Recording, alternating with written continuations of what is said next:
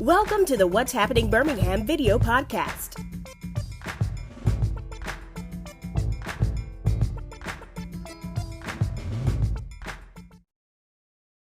Hello, everyone. This is Jefferson County with What's Happening Birmingham. Today, I am back again. Welcome back, Dr. Wesley Willeford with the Jefferson County Department of Health.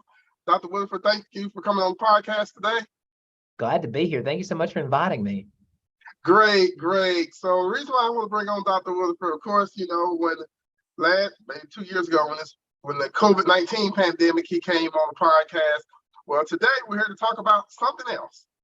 Unless some of you all have been, I wouldn't call sleeping under a rock, we have this thing called monkey pox, which at first, when I first heard it, Dr. Willeford, I thought it was like chicken pox on steroids or something.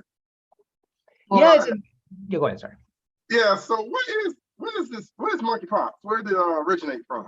Yeah, so monkeypox, it's part of there's a set of pox viruses that we've heard about. So people may have heard from history books about smallpox. So this is a cousin to smallpox. Now, smallpox is one that we have eliminated throughout the world. It's not something we worry about anymore. There are some samples of it, but it doesn't transmit out in the community anymore. And that's a big win for vaccines. So this monkeypox, so like I said, it's a cousin virus. It's what we call an Ortho Pox virus. It was actually first discovered in 1958. It was really first discovered. It was actually discovered in animals, and that animal, of course, was a monkey, and that's kind of how that name came in.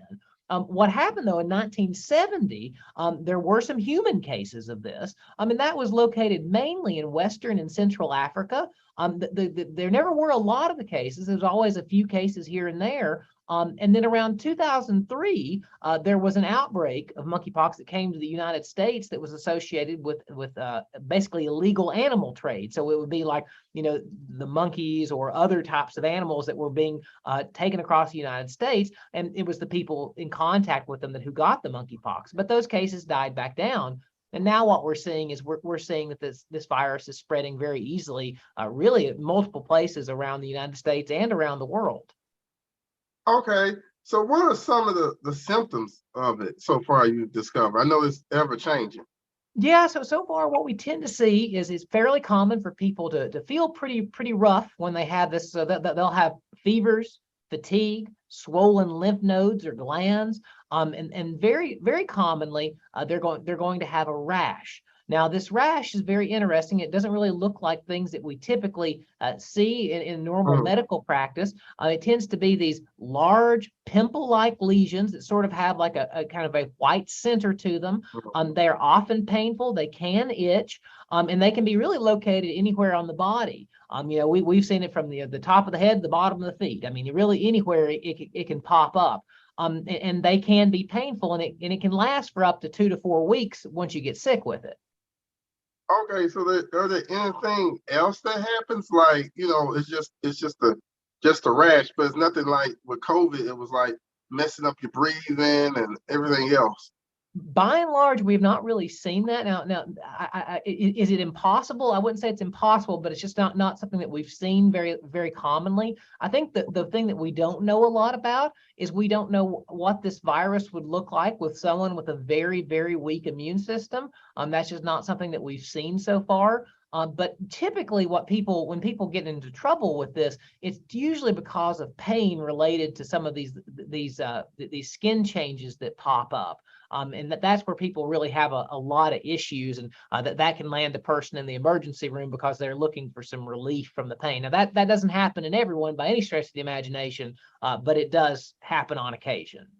So if you scratch it, does that make it scratch in one area, kind of like with chicken pox and spread to another area or something like that? Not necessarily. So once it's in your system, it's going to have to run its course, because what'll happen is whenever you come in contact with it, it really it sort of moves across your entire body, and you may get lesions at different places around the body, but scratching it or something like that's not going to spread it around the body. Now, if you have those skin changes, you certainly can spread it to someone else through touch.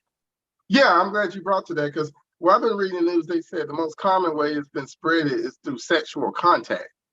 Yeah, and I want to talk about that really quick because I think it's really important to give some context to that. So that has been the most common way that we've seen it happen, but that doesn't mean it's the only way that it can happen. If you were to touch some of these lesions without gloves on your hand, you can get it that way. If you were to touch those lesions ungloved, you can certainly pick up the virus that way. So it doesn't have to be sexual contact. It can be normal contact, shaking a person's hand, just being friendly with someone. The other thing I would say is that there can be some degree of airborne spread, not like COVID. COVID's very easy to spread from person to person in a closed space, but monkeypox, it takes a lot of time together. So you'd have to be sitting in the room together for over 3 hours to really be at risk from getting it that way. And then the other way is for a person who's had it, handling their bed linens, handling clothing. You can even pick it up that way. So I know a lot of conversation has gone on around this idea of it being sexual transmission. That's just the way that we've seen it being spread. That doesn't mean that's the only way that it can be spread. Again, this is a virus that spreads predominantly through touch, through contact with these skin changes, and that's how the virus is really spreading. So is there any prevention methods for right now? So right now it's a little tough. I mean, I think there are going to be some prevention methods that'll be more available in the coming months, particularly the vaccines. But for right now, and I'll talk about the vaccines in a moment, but for right now, the biggest thing to do is that, if you have a lesion that seems concerning or something that looks like these very large multiple pimple-like lesions that are very new, you want to talk with your medical provider to kind of get evaluated and see what's going on. If you're looking to try to avoid coming in contact with it, I think the best thing to do really is just to be mindful of your contact. If you see someone with a skin rash, or you're going to be around them, you may want to hold back, maybe avoid that touch, just so as to reduce that risk until these other prevention tools really get out there. And like I was mentioning, there are 2 vaccines that are already available. They're actually vaccines that were made to take care of smallpox. Okay. One of them is called Jynneos. It's the newer vaccine. It is a vaccine that is a live virus, but it doesn't make more of itself. So basically the body sees it, takes care of it, builds protection. The other one is an older vaccine. It's called ACAM 2000, and it really is the original vaccine. It's the first one that was ever really used, and it contains what we call the vaccinia virus, and that's the cowpox virus that gives protection against smallpox. So that was the vaccine that was used for smallpox. It's just an updated version of that.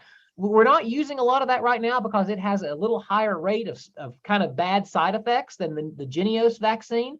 So that's why a lot of the efforts right now are focused on getting that Jynneos vaccine out to as many people as possible. The problem we're running into at the moment is there's just not a lot of it. We're having to get more is having to be made at some of the manufacturing centers around the world. And hopefully we're going to see more of that in the coming months.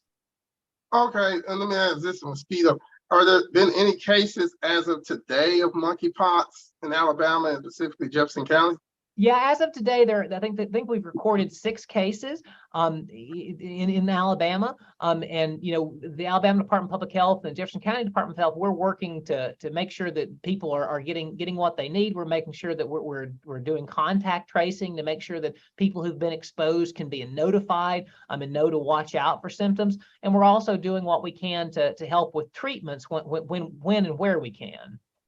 Okay, and I know somebody probably watching this podcast will probably be thinking, would it be a bad idea to go get some plastic gloves when you go out in public sometimes? Because I know doors and handles and things like that. I don't think that's necessary at this point. I think the biggest thing, and I think people are already doing it, is have your little hand sanitizer around. Use that frequently throughout the day, washing your hands otherwise. I think that's going to be your biggest and best protection when you're out and about. I think really what we need to be thinking about is, it's really if someone has these skin changes that seem to be consistent with monkeypox, saying, hold on, let me just have a little extra caution before you go in and touch, because again, touch is going to be the way that this is mainly going to spread. Okay, so do you all have this current information on you all's website? We have with www.jcdh.org, we do have some links to some of the CDC information about monkeypox, and so that is available there. But you can also search monkeypox CDC, and it'll have all that information available. All right. Well, thank you, Dr. Willeford, for coming on today. Really kind of explaining about this, because I've been seeing in the news, and it's like, I think what really put alarm bells to me is when I saw the WHO start declaring this public health emergency. And we know how, if it gets to that way, I'm not gonna say you're gonna get to like a pandemic type of level, but it's kind of good to kind of get the information out there early about this. For sure. And I think what we're going to see, more cases. I'm hoping that it's going to slow down in the next, before too long. But I think the biggest way that we're going to get this under control is by getting these vaccines out. And I have to say, we're in a better position with this than we were with COVID-19. When we started COVID-19, there was no vaccine, there were no medications, and there wasn't a lot that we could do. Monkeypox, we already know a lot about it. We have at least some experimental medications that are available to help treat it. And we do have vaccines that are available now. It's just a matter of getting them out to the people who need them the most. Okay. Well, you're always welcome to come back on the podcast, when more information comes out. I want to thank you, Dr. Willeford. Thank you all for watching this video. Please check out what'shappeningbirmingham.com for more interviews. Don't forget to subscribe to the YouTube channel and check out the audio version of this on Apple Podcasts. Thank you all again, and let's be careful, Jefferson County, and don't forget to take that COVID-19 vaccine as well. And see you all later. Thank you so much. Bye-bye. Thank you for watching the What's Happening Birmingham video podcast. Please check out our website, app, or subscribe to our YouTube channel for the latest videos today.